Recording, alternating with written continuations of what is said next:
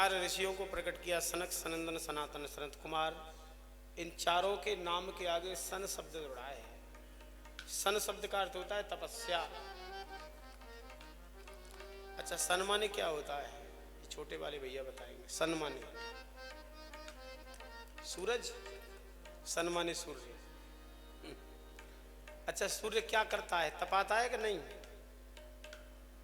सूर्य तपाता है कि नहीं? तो देखो, अंग्रेजी में सन माने सूरज, और वहां सनकादि, वहां सबके सन, सनक, सनंदन, सनातन, सनत कुमार, सबके संग में सन जुड़ा है। तो भैया लगता है सन माने संस्कृत में भी सूरज ही होता है। ये चारों तपस्या में लगे हुए थे, तपस्या में, इसलिए इनका नाम सनकादि ऋषि हुआ। इनके पूज्य पिता ब्रह्मा जी ने आज्ञा दी, तपस्या और सृष्टि विस्तार करो। हाथ जोड़ के कहा, पिताजी तपस्या करेंगे, जीवन भर करेंगे, लेकिन सृष्टि के झमेले में बिल्कुल नहीं पड़ेंगे। भारी बुरा लगा ब्रह्मा जी को, हमारे पहले पहले बेटा और बात ही नहीं मान रहे। आ गई गुस्सा। अच्छा, गुस्सा क्यों आती है? जब हमारी कोई बात नहीं मानता है ना, तो गुस्सा आ जाती है। क्या तो बात मानो, नहीं तो गुस्सा ले फिर, यही तो होता है ना। अच्छा, ये बात मनवाने की इच्छा ही खत्म कर दो तो गुस्सा ही खत्म हो जाएगी। मानो तो ठीक, नहीं मानो तो और बढ़िया। लेकिन ये हो थोड़ी पाता है। अपनी प्रतिष्ठा का सवाल बना ले, हमारी बात ही नहीं मानी, हमारी तो सुनी ही नहीं बिल्कुल। ब्रह्मा जी को भी क्रोध आया, उनकी भौहें टेढ़ी हो गईं। भौहों के मध्य से नीललोहित भगवान शिव प्रकट हो गए। शंकर भगवान की। भगवान शिव को भी यही दोनों आज्ञा, तपस्या और सृष्टि विस्तार। भोले बाबा ने सोचा कि अभी अभी बड़े भाइयों ने आज्ञा नहीं मानी, गुस्सा आ गया, फिर हम नहीं मानेंगे, फिर गुस्सा। तब बार बार गुस्सा करना ठीक नहीं है। उन्होंने भूत प्रेतों की सृष्टि बढ़ाई, इतने बढ़ाई कि एक बार तो ब्रह्मा जी को ही घेर लिया। बोले पकड़ो पकड़ो, ब्रह्मा जी को ही पकड़ो। भूत प्रेत बोले कि खाओ खाओ, ब्रह्मा जी को ही खाओ। ब्रह्मा बाबा घबराए, बोले अलम प्रजा भी सृष्टा भी ईदृशोपि सर्वोत्तमा। बंद करो महादेव जी अपनी सृष्टि को, नहीं तो मेरी सृष्टि का बाल भोग हो जाएगा। भोले बाबा अपनी समाधि में चले गए। मरीचि अंगरा पुलत से पुलह क्रतु भृगु वशिष्ठ दक्ष दसवें नारद जी को प्रकट किया। सबको एक ही आज्ञा, करो तपस्या और करो सृष्टि। सब तपस्या में लगे। छाया से करदम ऋषि को प्रकट किया, उनको भी दो ही आज्ञा, तपस्या और करो सृष्टि। अभी नहीं बढ़ रही है ये सृष्टि।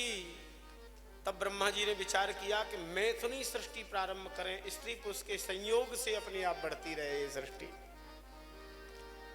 स्वयंभुव मनु अरु सतरूपा, इनते भई नर श्रेष्ठ अनुपा। स्वयंभुव मनु अरु सतरूपा, इनते भई नर श्रेष्ठ अनुपा। स्वयंभू मनु और सतरूपा जी को प्रकट किया। मनु जी ने कहा, भगवान कहां रखे सृष्टि को? हिरण्याक्ष दैत्य कहता, पूरी पृथ्वी मेरी।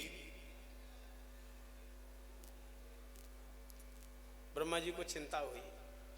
उनकी नासिका से एक अंगूठे के समान परिमाण वाले लंबे चौड़े यज्ञ बाराह प्रकट हुए।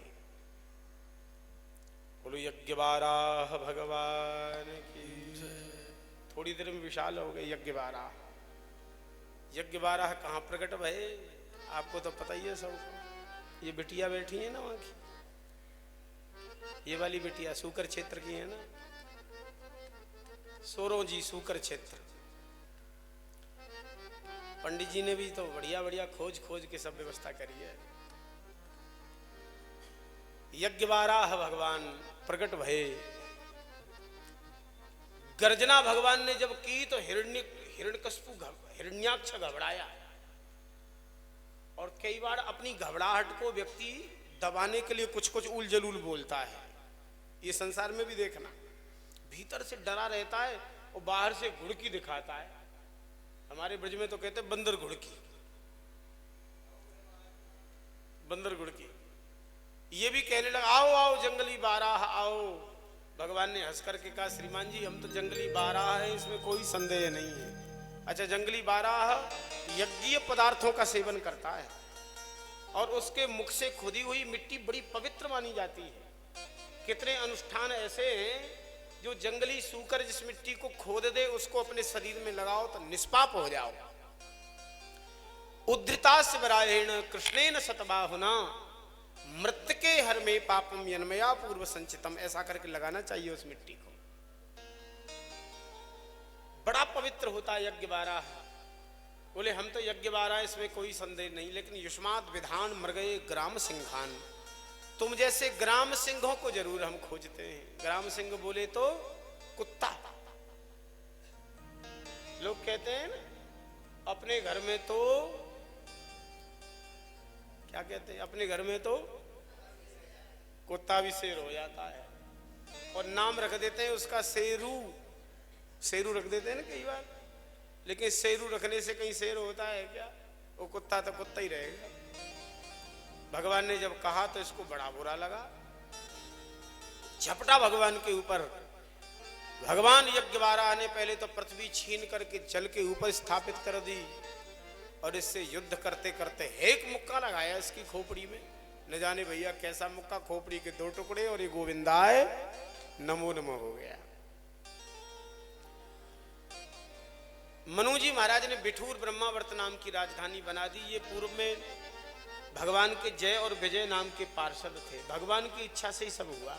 अच्छा, भगवान को जब खेलने का मन होता है ना, तब वो अपने जैसा ही प्रतिद्वंदी खोजते हैं।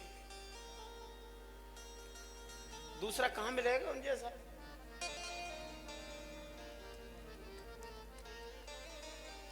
भगवान सनकादि को माध्यम बना करके इनको साप दिलवाया 3 जन्म तक असुर होने का। हिरण्यकशिपु हिरण्याक्ष बने, भगवान ने यज्ञ बारह रूप धारण करके हिरण्याक्ष का वध कर दिया। मनु जी महाराज की 2 बेटी 3 बेटी 2 बेटाएं हैं। मझली बेटी देवहूति थी, बड़ी हृष्ट पुष्ट तंदुरुस्त। 5 भाई बहनों में सबसे तगड़ी ये लगती थी। महाराज मनु ने सोचा कि शायद इन्हीं का पहले विवाह करना पड़ेगा। इधर करदम जी महाराज लगे थे तपस्या में, पिता की दोनों आज्ञा का पालन कर लूं, तपस्या हो गई, अब पत्नी भी मिल जाए। पत्नी माने क्या होता है समझते हो? पत्नी एक जगह हमने पूछा माने पत्नी माने, एक सज्जन बोले वाइफ। तो हमने कहा वाइफ माने, तो कहा पत्नी। हमने कहा भले आदमी को ये बात वही क्या? पत्नी माने होता है पतनात या त्रायते, सा पत्नी, जो पतन से बचावे वो पत्नी है। इसीलिए दुर्गा सप्तशती का मंत्र है, श्लोक है, पत्नी मनोरमाम देहि मनोवृत्तानुसारिणीम तारिणीम दुर्ग संसार सागरस्य कुलोद्भवाम। माने संसार को तारने की वस्तु है पत्नी। अगर धर्मयुक्त दोनों का जीवन यापन हो तो। महाराज के भी मन में थी, भगवान प्रकट हो गए।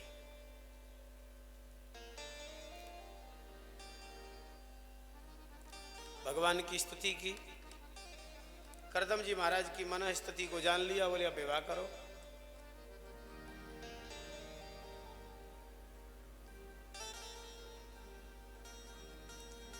करदम जी ने कहा महाराज कोई अंतर मंत्र दे दो जिससे काम चल जाए। बोले नहीं नहीं विवाह करो। बोले फंस जाएंगे, और वैसे भी निवेदन करें गृहस्थाश्रम में एक बार गया सो गया, निकलना इतना सरल है क्या? फंसे सो फंसे।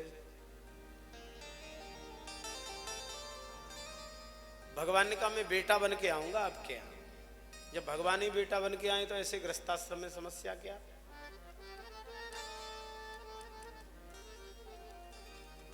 वैदिक रीति से विवाह हुआ, समाधि लगाई। परम इंद्रजित करदम जी महाराज की तपस्या में सहयोगिनी देवहूति जी भी आनंद विभोल होकर तपस्या करने लग गईं। दीर्घ काल के बाद में समाधि खोली। आज परम संतुष्ट करदम जी ने कहा देवी मैं तुमसे बहुत प्रसन्न हूं, मांगो। देवहूति जी ने कहा आपने मेरे पिता से वचन दिया था एक पुत्र के बाद सन्यास की दीक्षा लूंगा, कम से कम अपनी बात को पूरा करो। कामक विमान का निर्माण किया। 9 कन्याएं प्रकट की। 10वीं संतान के रूप में भगवान कपिल नारायण पधारे। बोलो कपिल देव भगवान की। करदम जी महाराज सन्यास की दीक्षा ले लेते हैं। 9 कन्याओं का अलग अलग विवाह करने के बाद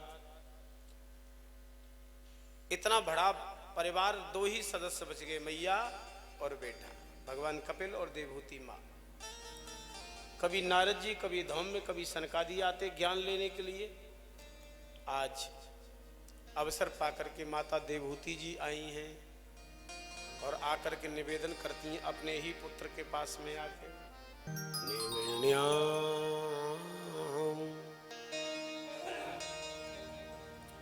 नितरां भूमन् न सदिन्द्रियतर्षणा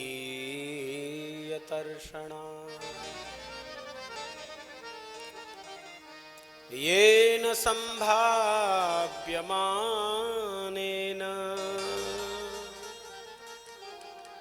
प्रपन्नान्धं तमः प्रभो। हे भगवान, इन इंद्रियों ने मुझे भयंकर अंधेरे कुएं में ढकेल दिया, फिर भी तृप्त नहीं हुई। अच्छा, इन इंद्रियों के विषयों को कितने बार भोग चुके हैं, कितने बार स्वीकार कर चुके हैं, आज तक तृप्त भई?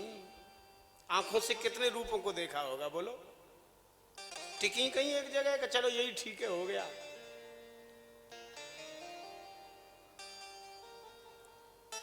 रूप बंद कर दो भैया, ये पंखा हमें अनुकूल नहीं है।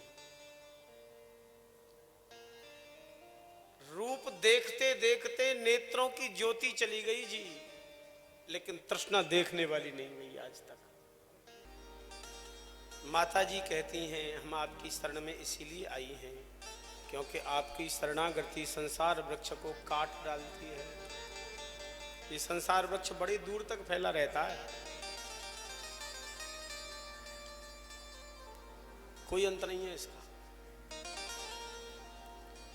कई बार व्यक्ति कहता है कि हमारे जीजा के जीजा के जीजा हैं, देखो कितनी दूर फैल गए। लोग कहते हैं हमारे साले के साले के साले हैं।